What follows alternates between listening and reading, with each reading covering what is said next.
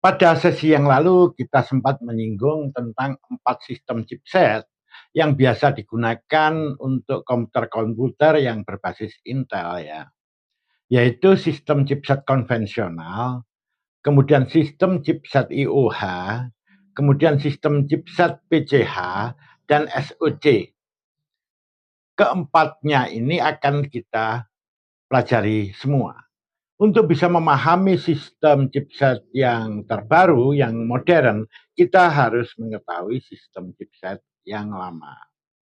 Nah, sekarang kita bahas bagaimanakah alur transmisi data dari sistem chipset yang lama yang dibilang kuno itu, yaitu sistem chipset konvensional. Walaupun dibilang kuno, kenyataannya komputer-komputer yang berbasis pada sistem chipset konvensional ini masih banyak dipakai. Baik itu di instansi-instansi atau di sekolah-sekolah, bahkan untuk komputer rumahan masih banyak yang memakai. Contoh komputer yang menggunakan sistem chipset konvensional ini antara lain yang berbasis pada prosesor atau yang menggunakan prosesor Pentium dual core, Core 2 Duo, Core 2 Quad, Core 2 Extreme, atau yang sebelum-sebelumnya. Kenyataannya masih dipakai. Maka ada baiknya juga kita mempelajari tentang sistem ini agar nanti Anda semua bila menjumpai komputer semacam ini sudah tidak asing dan bisa mengelolanya atau memperbaiki kalau ada satu kerusakan. Nah, baiklah sekarang kita bahas bagaimanakah alur data, yaitu transmisi data, yaitu pengiriman data dari komponen satu ke komponen lainnya pada sistem chipset konvensional ini. Perlu diketahui bahwa pada sistem chipset konvensional seperti yang telah kita bahas pada sesi yang lalu, ada 2 buah chip, yaitu ini contohnya chip not breed dan short breed. Nah, bagaimana alur data ini?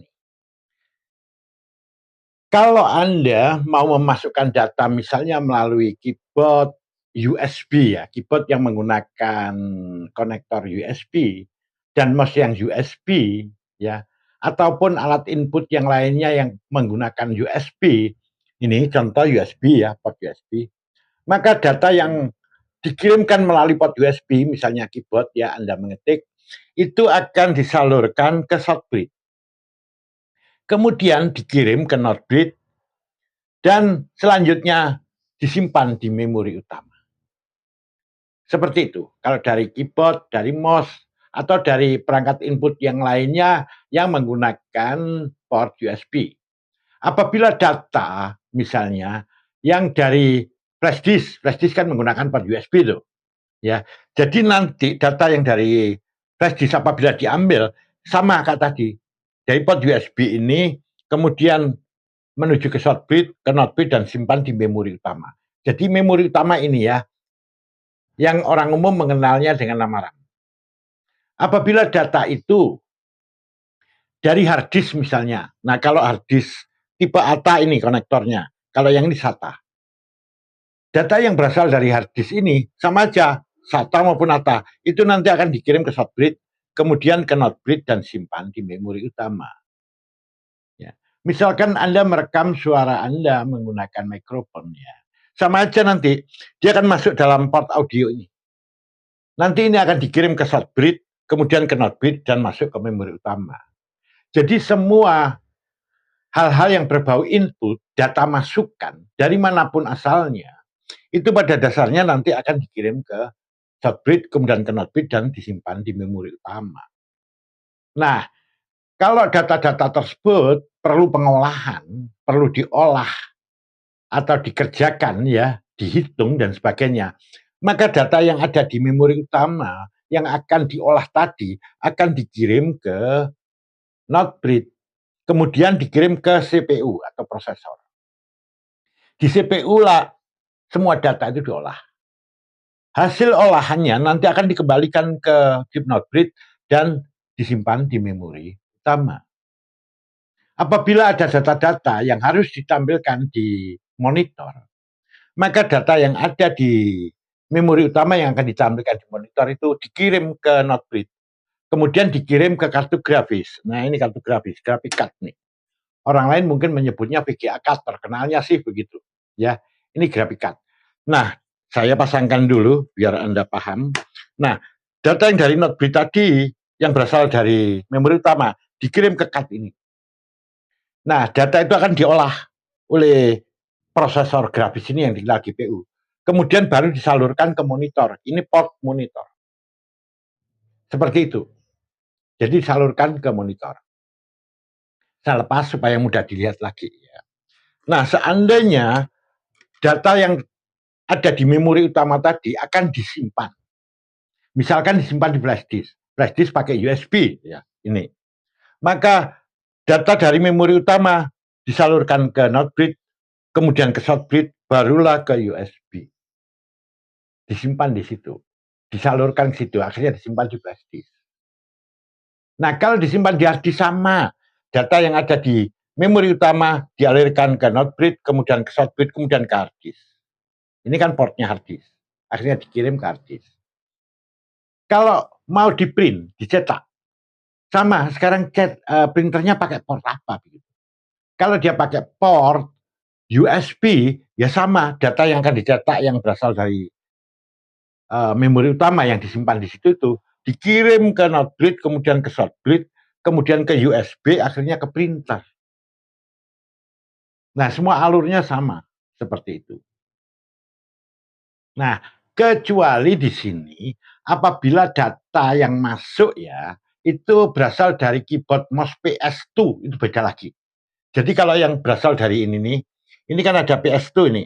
Nah, ini PS2 ya, port PS2 atau yang berasal dari paralel atau dari serial, port serial ini. Port serial ini dikenal juga dengan portcom ya. Kalau paralel itu dikenal juga dengan nama port LPT gitu. Line printer, LPT itu singkat dari itu. Kalau dari sini data asalnya, data masukan, data input itu tidak dikirim ke Shortbridge, tapi mampir dulu ke IOH, ke SIO, Super Input Output, Super Input Output Controller, ya, atau IO Controller, Input Output Controller. Di sini masuk dulu di sini. Nah, setelah ada di sini barulah dikirim ke Shortbridge, ke Notebridge dan disimpan di memori utama. Jadi khusus untuk yang berasal dari port PS2 paralel, kemudian serial, termasuk dari floppy disk drive, ini konektor untuk floppy disk drive, ya. Nah, itu akan dikirim ke SIO dulu, Super Input Output Controller. Dikirim sini, barulah dia ke Shortbridge. Nah, kalau kita melihat ini, mungkin kita bingung ya. Sekarang coba kita bahas melalui bagian sebagai berikut. Ini lebih mudah. Ini saya gambarkan prosesornya ini adalah ini. Sedangkan Notebridge-nya ini saya gambarkan ini. Shortbridge-nya yang ini saya gambarkan ini.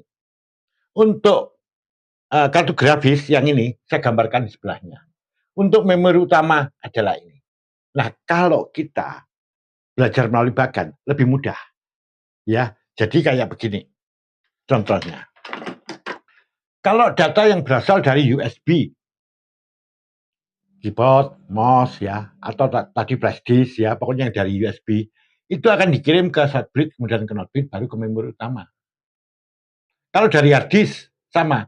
Semua dari peralatan ini, alat input ini, akan masuk ke Shortbridge, kemudian ke Notebridge, dan ke memori utama. Kalau yang 4 port yang kita sebut ada PS2, ada paralel, ada serial, dan ada FDD, floppy disk drive, itu harus melalui SIO controller dulu. Baru masuk ke Shortbridge, kemudian ke Notebridge, dan ke memori utama. Kalau mau diolah, maka data yang ada di memori utama ini kembali ke Notebridge, kemudian diolah di CPU, kemudian dibalikkan lagi ke Notebridge hasilnya, hasil olahannya, dan disimpan di memori utama. Kalau mau ditampilkan ke layar monitor, maka dari memori utama ini data yang ada di sini dikirim ke Notebridge, kemudian dikirim ke kartu grafis tadi, kemudian barulah ke monitor. Kalau data yang di sini mau disimpan, yang ada di memori tadi, ya ini di sini masuk ke not bridge ke short bridge. Nah kemudian disimpannya kemana? Misalnya kalau ke flash disk kan Pak USB, ya dikirim ke USB terus ke flash disk. Kalau ke hard disk, ya langsung ke port hard disk tadi itu terus dikirim ke hard disk dan seterusnya. Ya. Jadi kalau kita pakai ini lebih mudah. Inilah alur transmisi atau aliran data dari komponen satu ke komponen lain itu semacam ini untuk tipe komputer yang masih menggunakan chipset konvensional yang dibilang kuno itu. Ya. Nah, ini sudah saya tuliskan di sini ya. CPU itu singkatan Central Processing Unit.